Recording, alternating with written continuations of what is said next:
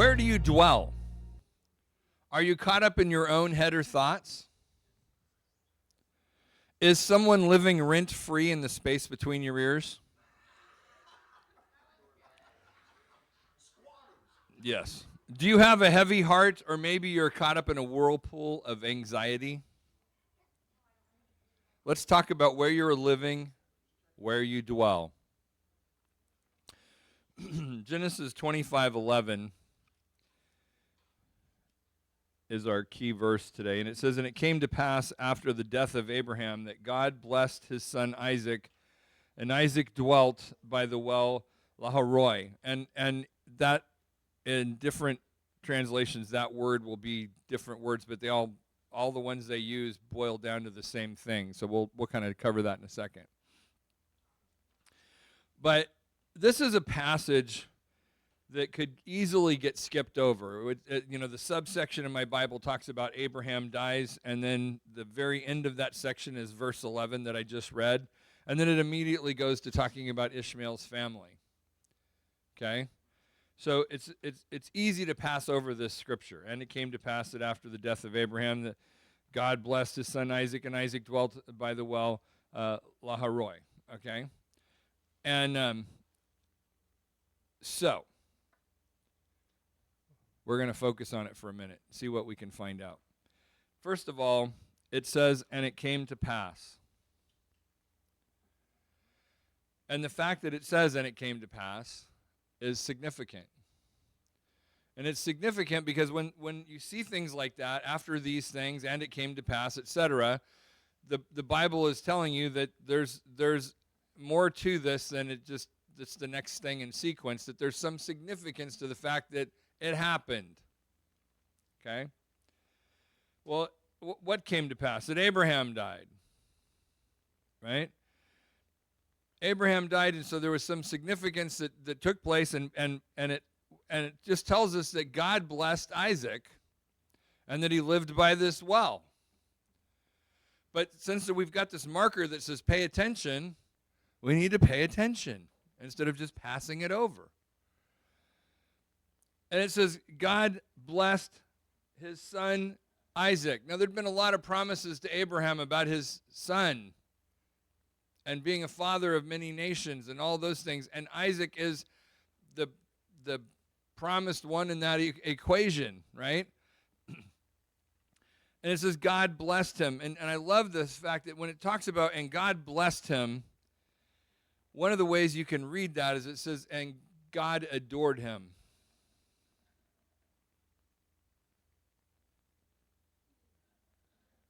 You ever feel adored by God?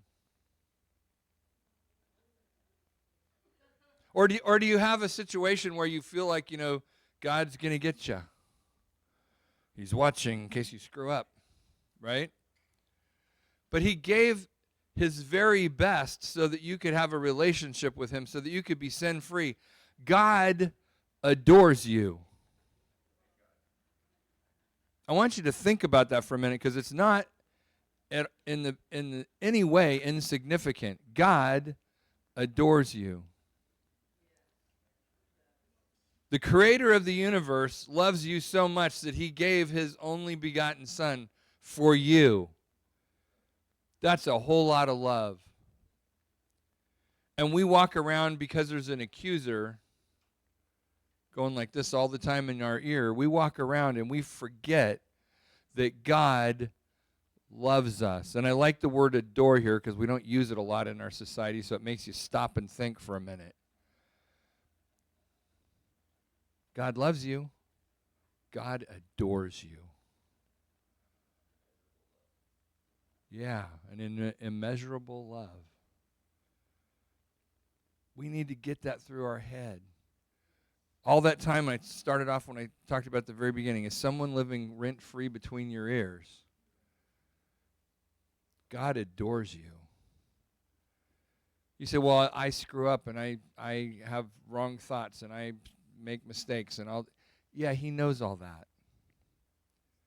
He still loves you. He loves your soul. He loves who you are. He loves his creation. I am not an artistic person when it comes to things like drawing and that sort of thing. I have great ideas, but I can't execute that. Not how it works. I got first place in an art contest in kindergarten. That was the last time. Going to a really small school, so I was probably one of only, 8 people in the contest. 6 of them probably didn't compete. And I went with something I could do. I drew the Titanic. Kind of squares, Anyway. But you can do something and not be that artistic, and yet when you get it done, you look at it and go, wow, that's pretty good. And you can like your creation, maybe even when other people don't, because it's yours. I did that, right? That is the best stick figure I've ever drawn. It almost looks like it has an elbow, That's the reality. But God created you, and he adores you.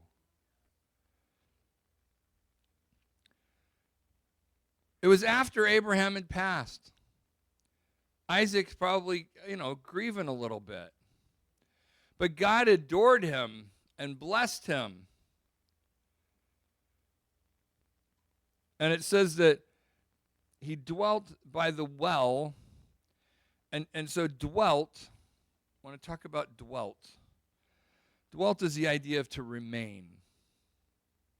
He remained by the well. Now, let's talk about the well for a second. We've already spoken about this well earlier in this series. Because this is the well where Hagar the first time, Hagar sat down and she was that was it, we're going to die. And God intervened. And she said, this is the well where God who sees me. That's the well we're talking about. Now here's Isaac. And he's remaining by that well. That's where he's living at. Abraham had moved and brought him there. It didn't want Isaac to go back where the family was. He wanted him to stay in that area. Now Abraham's passed away. God's blessing Isaac, and he's remaining at this well. He hasn't moved. He's remaining where he was placed. We get unsettled, and we start, if you watch any kind of football, pro football, they always talk about a quarterback who gets happy feet. You know what I'm talking about? He can't stand in the pocket and throw the ball. He got to dance away and move out of there, and he's trying to throw on the run and all that stuff, because he knows if he stands in there, he might take a hit, right? Well, the enemy likes to throw accusations and things at you. He likes to, create as much pass rush if he can, right, around you. But see, we got to stand in there where God's placed us. Not get happy feet and go wandering off. Stand in where God's placed you. See, it's the idea, dwelt is the idea of to settle. Not settle like as in, oh, well, that's good enough, but settle as in, this is where I'm going to be. This is where I'm going to put my roots down. It's the idea of to marry, right? It's a commitment long term. We're going to build a house here, right? It's where I'm going to abide. I'm going to abide here. This is my home. This is where I'm going to be. This is Isaac saying, I'm going to abide next to this well right here. Or continue. I'm going to continue right here. I'm not going to stop. The enemy wants to get you discouraged where you feel like giving up. I'll just give up. There's no point. No. Continue. Stay where you're at. Stay in God. Stay relying on God for your answers. And, we go through these different things, and you may say, well, you've been talking about the same thing for weeks. You keep talking about trusting in God and him being your source and him being your strength, and you keep going back to, well, guess what? I'm going to keep talking about it because it's really the most important thing. If you can learn to do that, you can go through anything. Right? God says he won't leave you or forsake you. Okay, so there's his commitment. He says he's the source of your strength. Okay, I need strength. He says he's your peace. Okay, I need peace. He says he's your joy. All right, well, we all like to have a little joy. Isaac liked to have joy because his name is basically laughter. Right? He's our refuge, our place that we can go and be safe. Right? So when you look at what's going on in your life, the things that are troubling you, you have to look at where am I going to dwell? Am I going to dwell in God, or am I going to dwell in these thoughts in my head or the pains in my chest, or where am I going to dwell? Where am I going to continue? Where am I going to settle? Where am I going to remain?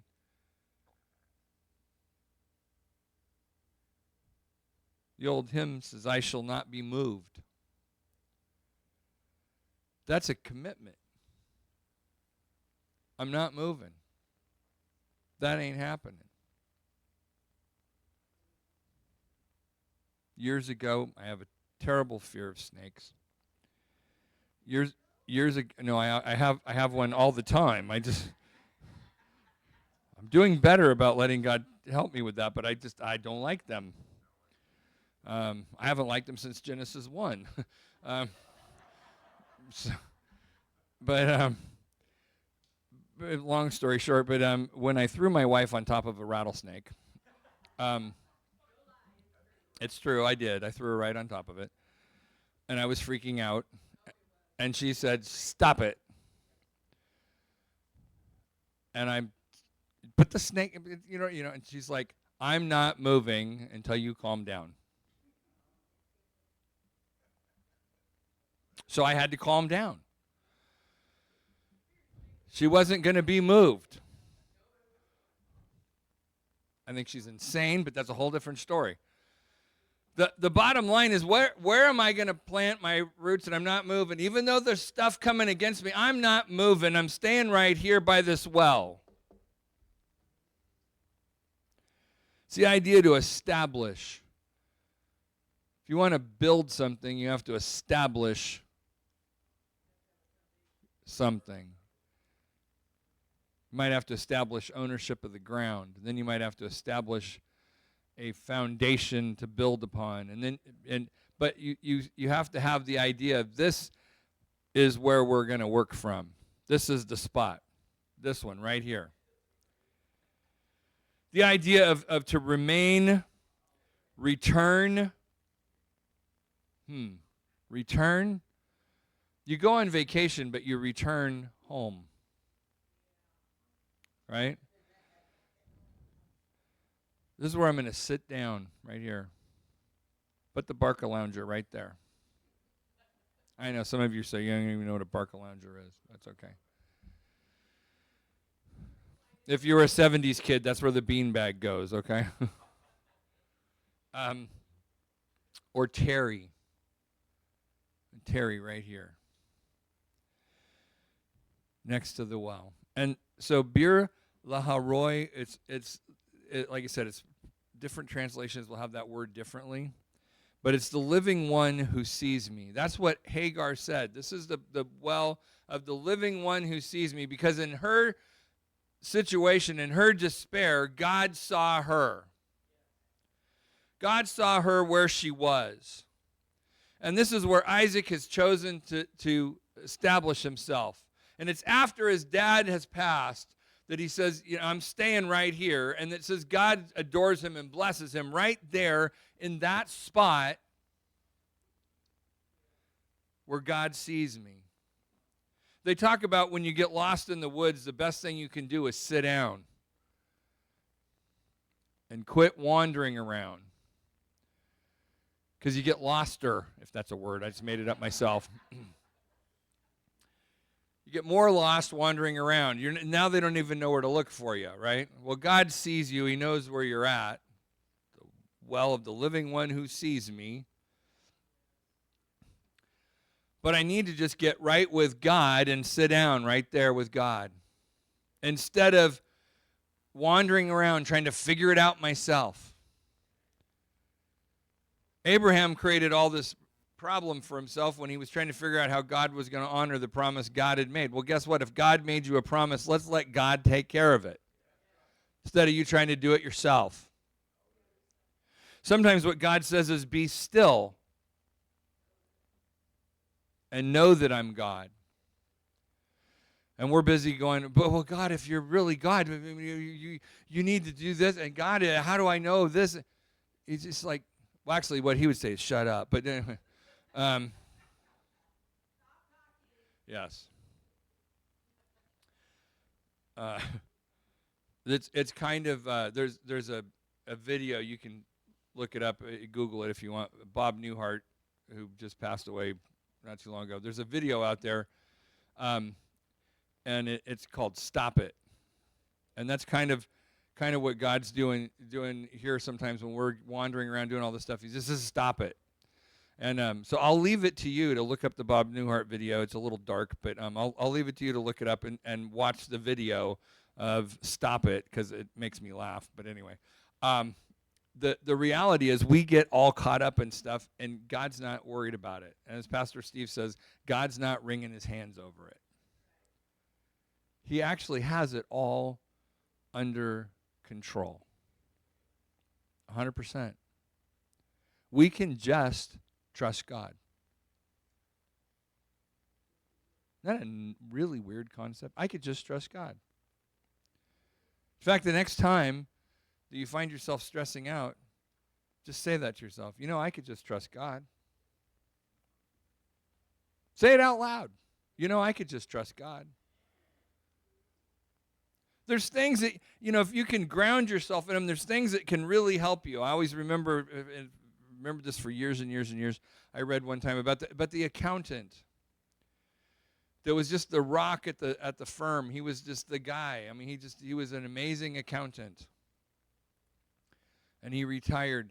And everybody was always impressed by how well he was able to keep it all together. Because when everything was in chaos,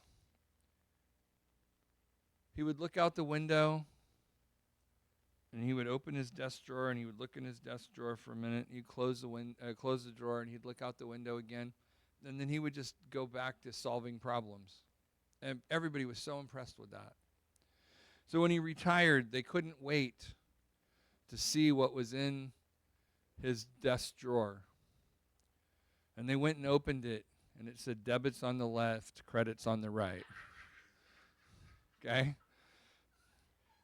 It's where he dwelt, right? He got the basics down right. When all else was going wrong, he just went back to the basics. You can do the same thing. You know what? God adores me. And I can just let God handle this. Blessed by God. Adored by God. See, it's our source. That's what we need, is God to be our source. The beginning of everything. The source. The place we go for everything that we need. Secondly, we need to recognize that God has vision for us. He's watching. He has a plan. He has a blessing. It starts with your salvation, right? But the reality is God's watching you. God cares about you, and he's aware of your situation and your circumstances. Now, sometimes you may just need to vent and just go tell him all about it. That's fine. You won't freak him out at all. But you know what? When you go talk to God about your problem, I would encourage you to stop at the end of your venting or whatever it is. Let his peace come in. Calm you down. Look out the window if you need to. Check the desk drawer. And let him speak to you. So, well, I don't hear God's voice. Well, are you listening? It says he speaks with a still small voice. Now, can he thunder and roar? Sure. But he speaks with a still small voice. He speaks when we get quiet and we listen. Our problem is we don't stop and listen. And our problem is that we're so tore up on the inside. We got so much anxiety, so much stress, so much fear, so much worry, so much doubt going on that we can't hear his voice because we can't get quiet between our ears. We can't get quiet in our heart. It's when we stop and we let him speak to us. When we say, God, I know you love me.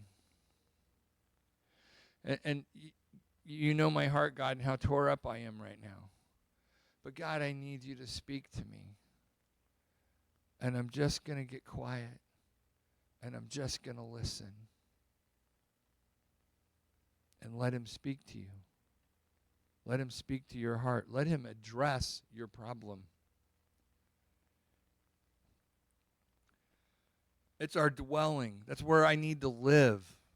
Not that's the exception to the rule. You remember there's that one time when I actually trusted God? And it worked. Yeah. I need to dwell there. That needs to be my refuge. The place I go first is to the well of the living one that sees me. This well is a good well because it reminds me that God sees me. And it literally, when it talks about the living one who sees me, it talks about existence and alive. It's not a stagnant well where the water's been sitting and pooled up, but it's bubbling. Kind of like spring up a well within my soul, right?